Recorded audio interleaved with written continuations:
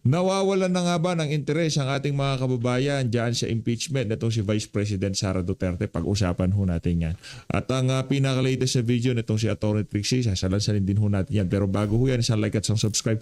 Masaya na ho tayo dyan at sa mga gusto sumali sa ating community, yung join button nandyan lang ho sa baba. Ayun na nga, marami din ho tayong narinig na kung saan sinasabi ho ng ating mga kababayan kung hindi ho yung expectation ng mga taga-prosecution na pagka pinatagal itong impeachment na to, bababa ang approval at trust rating ni Vice President Sara Duterte. Kumbaga masisiraan nila. Pero iba hong nangyayari. No? Imbis na bumaba ang approval net satisfaction rating ni VP Sara, lalo pang tumataas. At habang tumatagal ang impeachment, lalong nawawalan ng interes ang ating mga kababayan dito sa impeachment na ginagawa na to dyan sa Senado. Pakinggan ho natin ito mga kababayan. Itong impeachment kasi, alam mo ang problema rito, nababawasan na rin ang interes yung taong bayan, di ba? Right. Base dun sa pag-aaral na nabasa ko sa isang pahayagan, di ba lumalabas isa na lamang sa kada 10 Pilipino ang talagang tumututok dito sa impeachment. And it's actually true. Inobserve ko, no, nung kasagsagan ng Quadcom, naalala niyo mga 2 years ago, di ba? Pag nag-live streaming sila, nakakakita ko sa isang platform, nakakakuha sila ng 1 million views.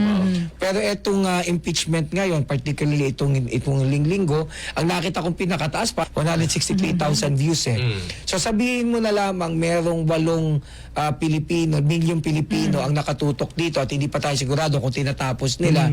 You have to understand, we have as almost 70 million registered voters, 69 million no itong nagdaang 2025. At ang daang bilang niyan ay dadagdag pa.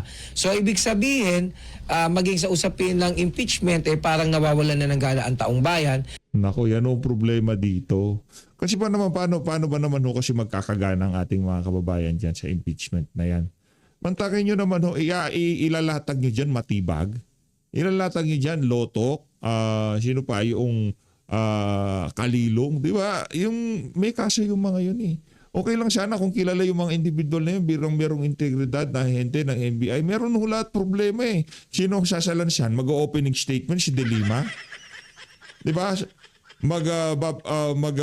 Oral argument si Joke. No? Kilala hong mga anti-Duterte yan eh. Wala man lamang sa private sector eh. Yung mga nakapaligid sa kanilang pribadong abogado. Eh kilala din ng mga ano yan eh. Aso ni Martin Romualdez. Kagaya na lamang hunong si, ano pangalan nun? Attorney Ligutan, di ba? Kachokarat pala ni Jude Asidre yun. Isipin nyo na lang paano ba namang hindi mawawala ng ganang ating mga kababayan dyan sa kalokohan na yan na pinagagagawa dyan sa impeachment ni VP Sara. At malaki ang impact niyan with respect to how the President is seen and also with respect to how the Vice President would actually be perceived.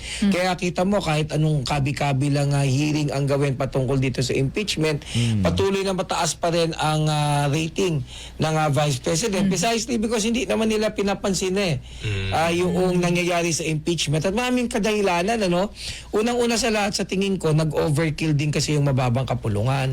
Naalala mo nung time ni ERAP at saka time ni Corona, ang ginawa lang ng Kongreso, ng mababang kapulungan noon, bumoto sila, finoward nila yung articles of impeachment, tapos nagkaroon ng hearing.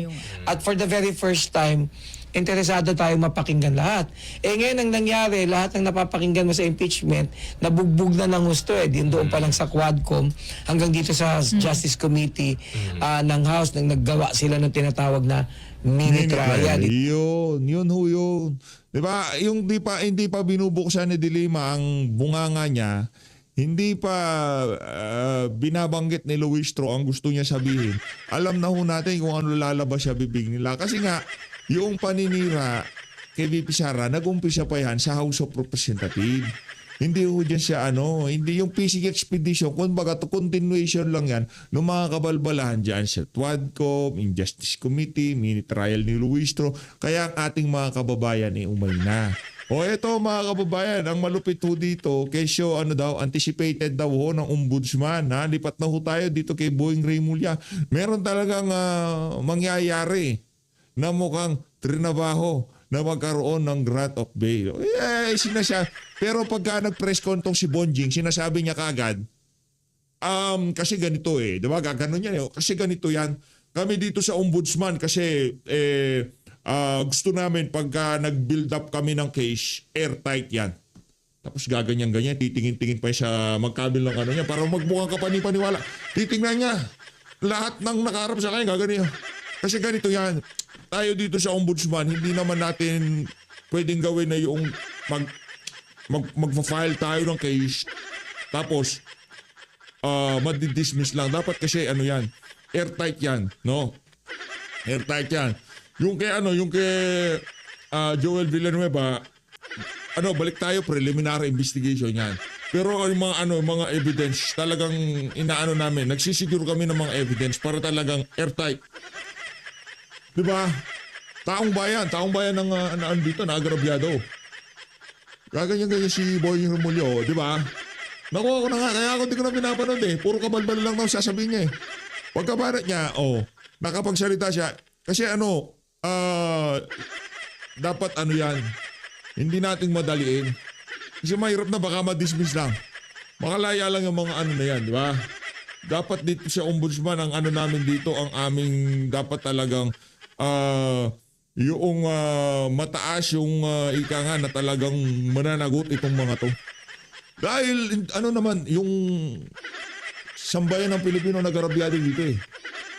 Di ba? Kay Loren Legarda Plunder. Kay Garjola Malversation. Bonjing na boy.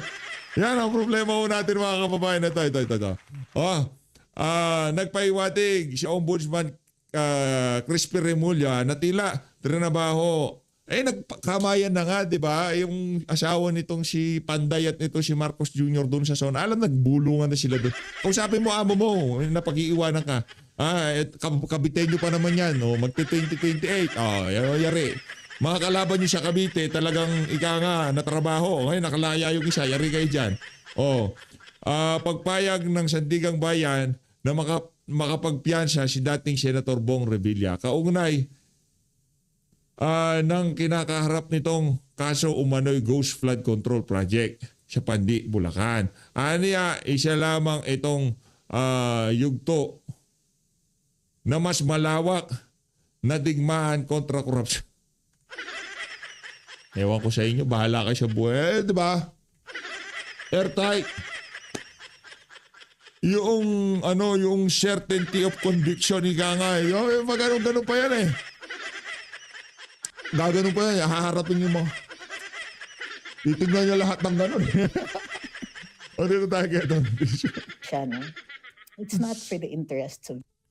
Yo! Umaga kasi dito, so magandang umaga Shout out sa kay inyo Tony lahat. Drix. Magandang gabi dyan sa Pilipinas. Ganun yun eh. Talagang papakulong natin yan. Boying na boying, Si Cruz Angeles, ito ang Pambira. Domingos. Bago Isang salita talagang titignan niya magkabila eh. Gaganon-ganon siya. Iikot-ikot niya yung mukha niya. Para magmukha katiwa-tiwala. po tayo magpatuloy, huwag pong kakalimutan like, share, follow, and subscribe. At binabati po ko po lahat ng tao na tuloy-tuloy ang suporta sa aming channel. Maraming salamat po sa inyo. You make all of this possible. So, today, it's a weekend and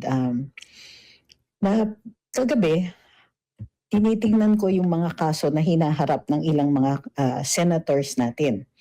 Hindi lingat sa ating kaalaman na karamihan ng mga kaso na ito ay hindi fina-file dahil sa interest ng hustisya, no? It's not for the interests of justice or motivated by something other than that. Ang nakikita po natin dito ay yung timing ng mga pagfa-file ng kaso, yung weaponization of the law, yung tila ginagamit ito as pressure points for decisions that the Constitution validly placed in the hands of people other than the executive. In other words, while the executive is a very, very powerful branch of the Philippine government, it's not the only one. And sometimes wisdom dictates that decisions cannot be left to only one body. Ang ibig sabihin din nito is tatlo ang sangay ng ating gobyerno for a reason, to check each other. Pero kagabi, dahil tinitignan ko nga yung mga kaso, na-realize ko that the checking mechanism has failed us. Not because of how it is inherently built. Tingin ko, okay naman. What has failed us is that it relies too much on the strong character of people who occupy positions of power. We continue to experiment with our system of government. But in the end, what fails us isn't the system, it's the people. So, tingnan po ninyo, sino-sino ang mga senador na may kaso? Nakakulong, Senator Jinggoy, Senator Dante Marcoleta. Humaharap sa kaso, Senator Bato, na questionable pa nga ang kanyang so-called warrant. Okay? Senator Alan Peter Cayetano, meron daw issue yung Taguig. Senator Loren Legarda. And wag nating kakalimutan, meron pa rin si Senator Chis Escudero, Senator... Sa lakas ng loob nila na gawin to, no, yung tipong walang mangyayaring paggalaw sa mga men in uniform. Siguro talagang yung haka-haka na itong mga karamihan sa mga men in uniform, especially yung mga high-ranking, bayad na talaga. Joel Villanueva. But wait, there's more, di ba? Meron pa. Humaharap sa ethics case si Senator Pia Cayetano. So, ilan yan? Kung isama nyo yung possible, yung naririnig natin ng mga threats na meron din daw na ICC si Senator Bongo, siyam na yun. Siyam na senador. That's 35.7%, tama ba? Of the Senate. Ay, 37.5, sorry. Of the Senate are facing cases. That can't be a coincidence. It cannot. Not only that, kausap ko ilan mga vloggers. And lo and behold, ang dami naming may kaso. And the cases are unusual ha. Yung mga nangyayari lang in times of civil unrest. Inciting to sedition, cyber libel. We are being targeted for political opinions. Yun ngang malungkot na pagpanaw ng isang vlogger na hindi identified sa panig ng mga Duterte, naging political din. Puti na lang, mabilis na naglabas ng solusyon. Saka Mantayin mo isang vlogger sasabihin, INC? Tapos Duterte kagad? Kagad INC. Tapos meron pa siya pananakot na sinabi na kesyo, yung ito mag-ingat kayo, susunod na kayo. INC tapos Duterte daw nang nagpatumba doon sa taklesang babae na yun, di ba? Bihira. kaso ang PNP. So, and yes, it is time for me to recognize na hindi na nga nagiging responsive ang Korte Suprema. Hindi ito pag-criticize sa mga tao doon, ngunit kailangan na rin natin tanungin. Kung sinasabing justice delayed is justice denied, hindi na rasonable yung pag-uupo sa ilang mga kaso that could show the people that justice continues to grind out fairness. Even during these times na uncertain tayo.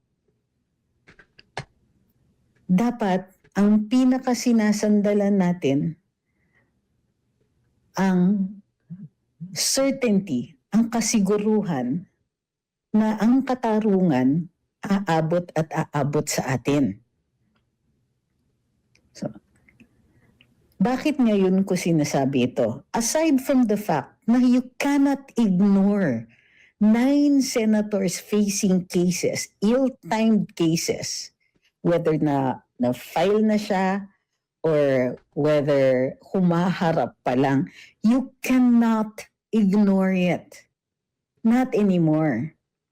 Not only that, while we can say that the court has a huge docket, that the court has is put in a difficult position of having to make decisions that may upset the status quo. Those decisions must be made. We understand the silence of the court, particularly considering that they have the heavy burden of being the final say in this. They cannot abrogate their position. They cannot say, mamaya na yan, hindi na po pwede, hindi na kasi reasonable. And that is the standard by which we stand on. We understand a delay of even 6 months, considering how many cases go to the Supreme Court. But the other thing is, the people are also aware, or so many of our people are aware of what is going on. We have political awareness. We understand the weaponization of the law. We understand that the people in power are using this to stay in power. And because the cases have been filed, because these issues, these controversies have already been brought to the doorstep of the highest court in the land in the hopes that justice will be done, a further delay in all of these cases does not serve that. They are abrogating their obligation for swift and timely justice.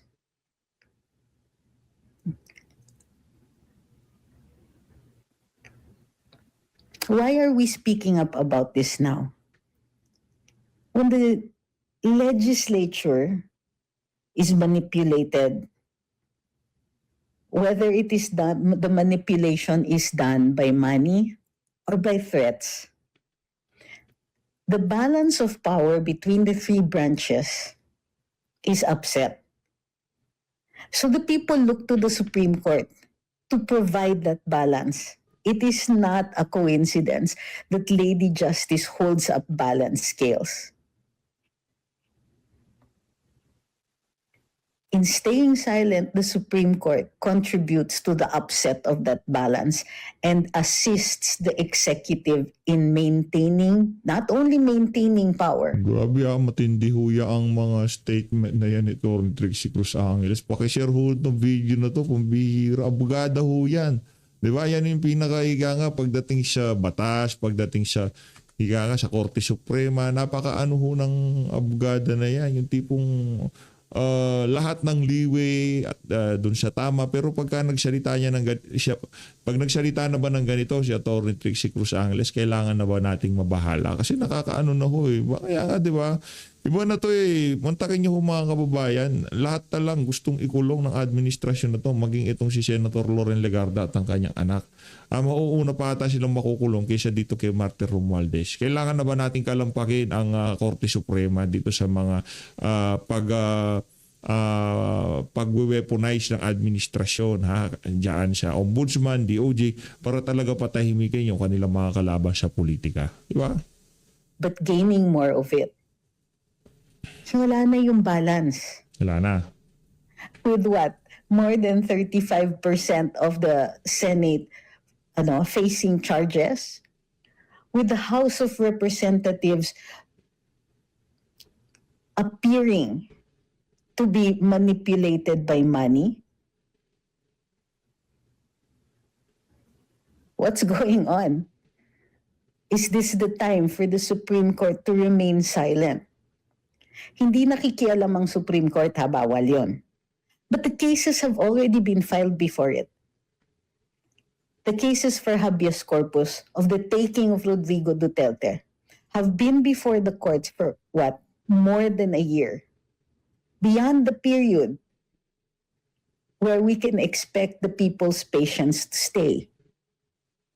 Namamayagpag ang pasensya ng Pilipino.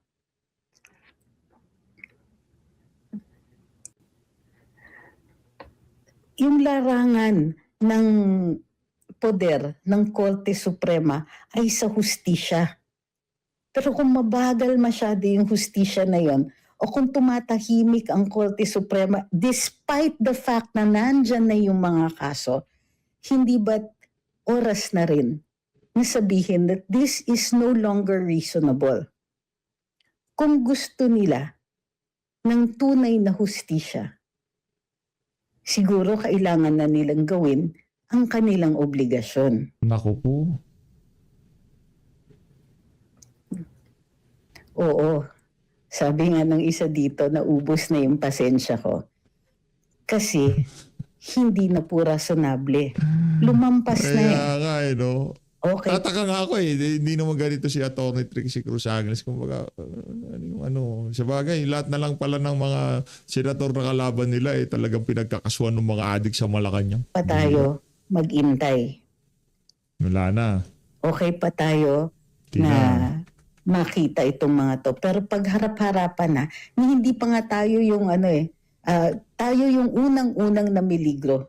Hindi nila naintindihan na pagdating sa mga issue katulad ng flood control, buhay ang nakataya. Kaya nga. Kapag dating sa matters like corruption, buhay ang nakataya. Healthcare. Palakpakan natin si Atty. Trix. Bilis naman silang umandar pagdating sa healthcare. Pinasoli yung pera na kinuha sa PhilHealth. Pero kayo ba na-satisfy dun sa desisyon? Meron bang nanagot? Parang pahina ng pahina din. Ang appreciation natin ng style ng hustisya. Last year, natuwa ako, parang napuno ang Korte Suprema, nag-decide sila, ang bilis nilang mag-decide pagdating doon sa impeachment case ni VP Inday. Pero ngayon, naihain na ang mga petisyon sa Korte Suprema tungkol sa hustisya ng pagtutuloy nitong theater na ito, political theater na ito. Wala, deadma.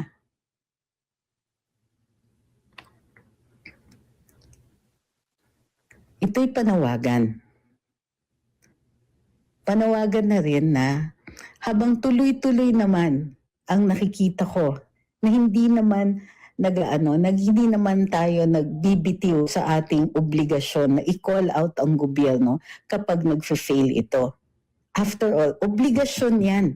Kasi tayo yung nagbigay ng pera. Tayo yung bumoto. We have a responsibility to make sure that government performs. After all, it's our kids. It's our safety. Our livelihood depends on the services that are provided by government. The safety of our kids who must be outside or sometimes are not even safe in their own homes. We have to speak up. Yan yung power na nakalagay sa saligang batas. Power natin to call out government para gumalaw sila. But what is happening? The powers granted to us by the Constitution, the balance of power guaranteed to us in the Constitution,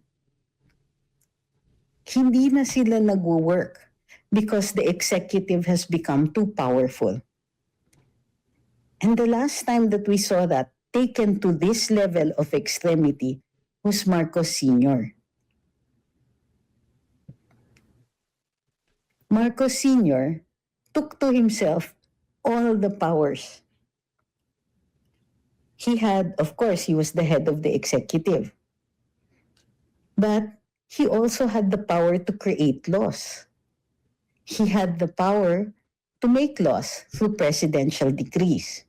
But did you know that he also took it onto himself to exercise some of the powers of the judiciary? He had the power to issue what was later known as ASO, Arrest, Search, and Seizure Orders.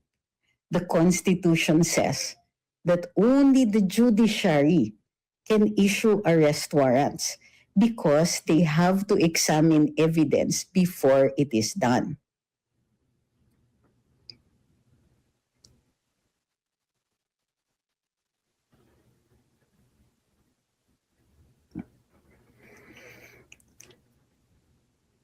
Marcos Sr. had all of those powers. So that's why sometimes in the middle of the night you could be arrested by virtue of an arrest, search, and seizure order, and you never understood why until much later.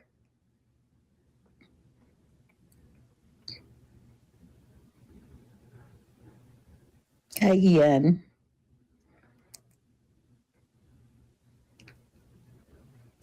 So, again, the question comes down to what do we do? When you see it, all of this happening, the manipulation of the legislature, the judiciary falling silent, while everybody else, all of those who were granted powers by the Supreme Court to do something, to actually do something, they have stopped. And who bears the brunt of this? The weaponization of the law means that innocent people will go to jail. The weaponization of the law means that much of the safety mechanisms of the Constitution, wala na yan. Hindi na aandar yan. The Constitution itself is in peril because always hanging over our heads and maybe quietly happening even as we speak is the possibility of charter change. By itself, it's not a bad thing. Of course, we want to change our laws. The Constitution is not an exception. Gusto natin ng pagbabago, minsan yung batas natin hindi na nag-work or it doesn't work to the extent that we want it to. So we're always testing it. Congress should have oversight committees. The executive should always and constantly be in communication with the legislature. The Supreme Court will make the determination of whether those laws are still in consonance with the Constitution. If the procedures are being followed, is that happening? No, of course not. The system is failing. The Constitution is in peril because there are greedy people who will stop at nothing. The Constitution no longer presents a bar to greedy people who want to remain in power.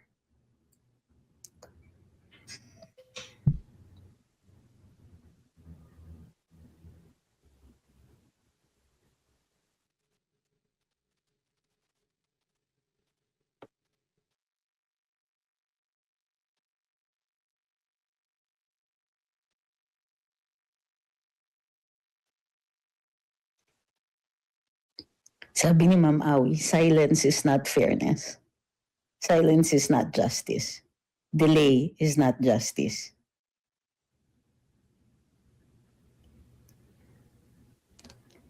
What do we do? Well, we always have the familiar standbys. We pray. We attend the rallies. We speak up. But do not think for a moment that we have lost power entirely. The entire Constitution is held up by one thing and one thing alone, the will of the people. The laws of this land are held up by the trust that we place in the system. When the system fails, we must try to fix it. When the system fails, fixing it begins with speaking up. I know many of you here have already spoken up and are in fact quite outspoken. Many of you here are quite possibly facing your own trials, facing your own cases for being so outspoken. Join the club. We have to do it better. We have to do it smarter. We have to make sure that we don't stop. Alam nyo, isang nakakaiyak na kwento na narinig ko, galing sa isang kaibigan na nasa Malacanang pa. Ang sabi, sa totoo lang, March 2025,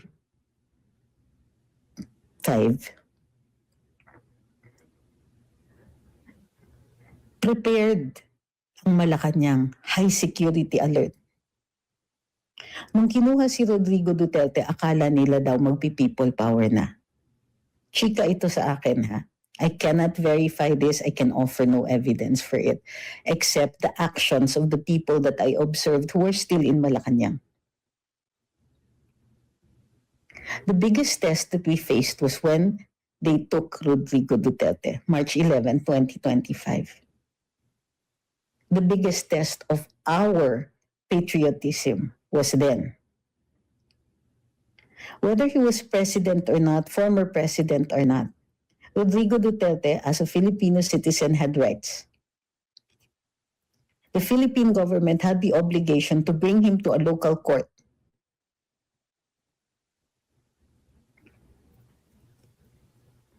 Nobody in government holding any real power was able to stop it. Even worse, we failed him. Yes, Ma'am Irma, we did. We failed to protect that one single Filipino citizen brought before the ICC in The Hague. And because the people who wanted him out succeeded, because they succeeded, they keep pushing us even more. Yun yung teste. Kinuha nila si Duterte. They did not bring him to the court. They did not respect his rights. The Supreme Court fell silent, and to some extent, so did many of us. Maybe out of shock, maybe out of disbelief. But once the truth had sunk in, we did not fight for him hard enough. So they keep pushing us. They keep pushing the envelope. Nagawa nila sa isang dating Pangulo, syempre gagawin nila sa mga senador. Gagawin nila sa mga kongresista. Mayroong mga kongresista, hindi rin naman tayo bulag nung humaharap sa ilang mga kaso. Whether just yung mga kaso na yun o hindi, the timing already reveals a lot.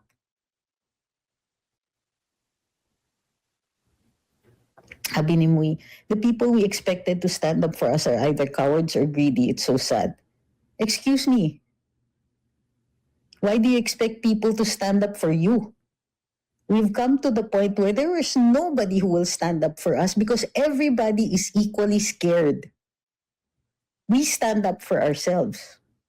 That's our job.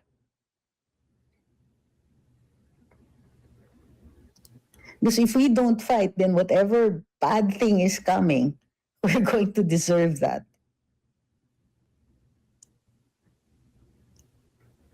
Nalulungkot ako kasi nga nakikita ko na, kumbaga, walang hiyaan na.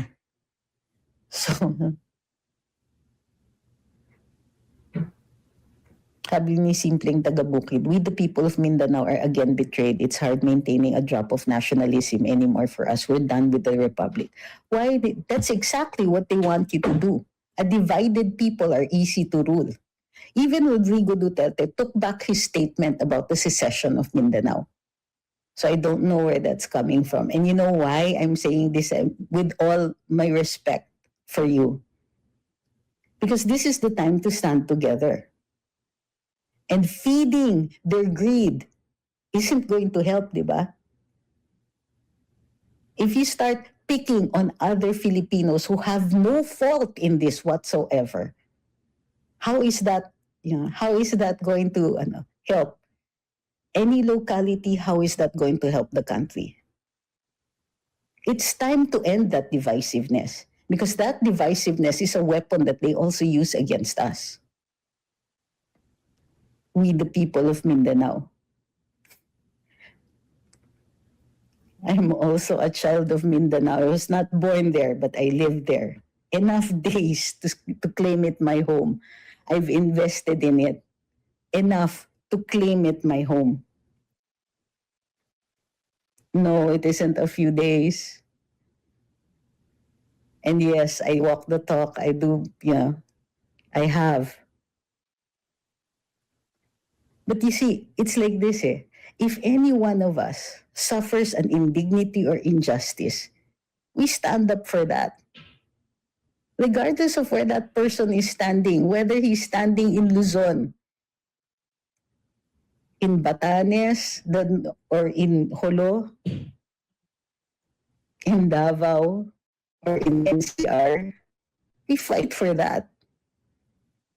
Because an injustice done to one of us is an injustice done to all of us. There's a lot to be proud of when talking about Mindanao. And we will fight for you. Those of us who live elsewhere, we will fight for you just as much as we fight for the little plots of land that we own elsewhere.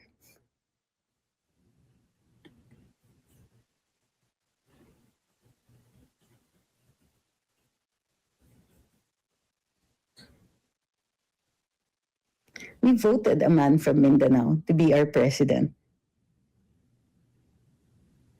We loved him, and we continue to love him. But when we're talking about justice here, we fight for the injustice against him as much as we fight for the injustices against us.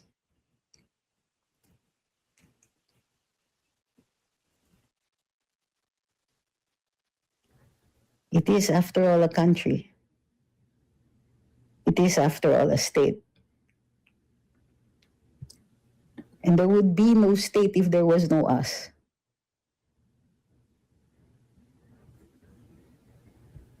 Rodrigo Duterte was president of the entire Philippines, and he loved every square inch of it. He loves it to this day.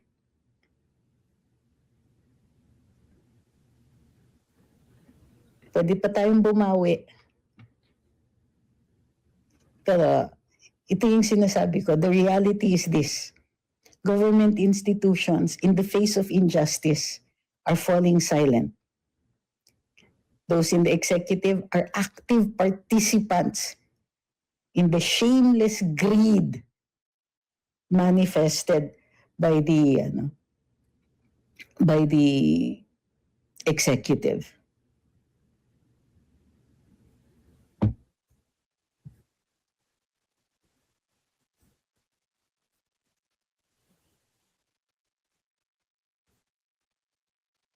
No.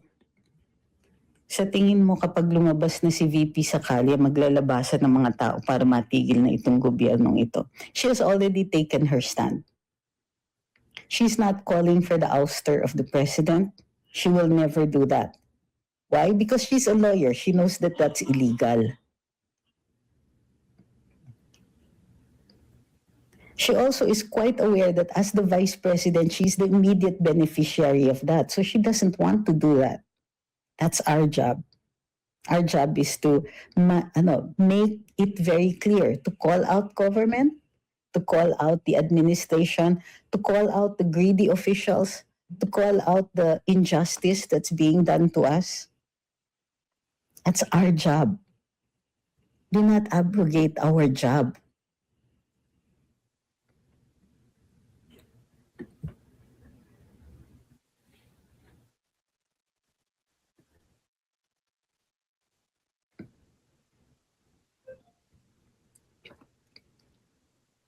Sabi ni Kelly, if we lose hope, paano natin mababawi ang bansa natin sa mga magnanakaw na politiko? That's correct.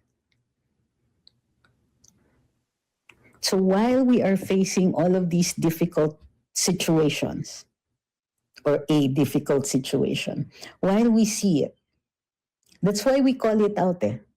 Kaya natin binabanggit, kaya natin pinapansin, because you drag it out of the darkness. Kailangan makita yan. Remember when we called out people, we called out and called for people to go to Veterans Hospital, to go to the House of Representatives. We bear witness to the injustice so that somebody will speak up, so that history will be written with this in mind. para hindi na kinokontrol ang boses natin. And this is the point that I'm trying to make here. While we see all of this happening, it's going to all happen again. It will all get worse if we don't speak up. The reason they are so harsh is precisely because they know that one day we're going to discover just how strong we are.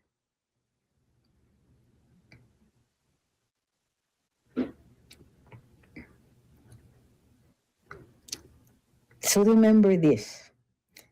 The one thing we cannot afford to lose is hope.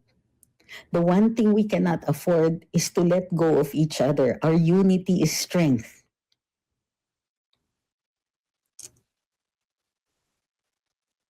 You know why? Because if you enslave one part of the country, that doesn't make you any less responsible if you don't speak up.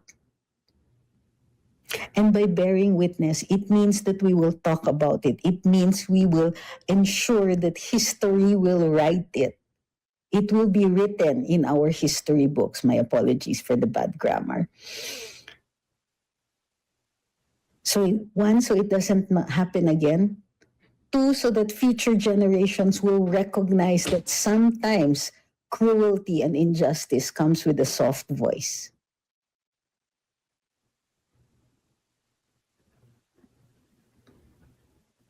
We must bring the Vice President to 2028. We must bring Inday Sara to 2028. We must make sure that she survives long enough to face an election. This is what our adversaries are trying to prevent. A silent court, a strong executive, a manipulated legislature. Any person who is an enemy within those ranks want to make sure that we cannot take VP Inday to 2028. And so that's exactly what we must give them. Remember this. Diba? Remember these heartaches. Remind yourself constantly when things get better of what we had to go through. This must be in the books. And part of the reason we're doing this live is to remind you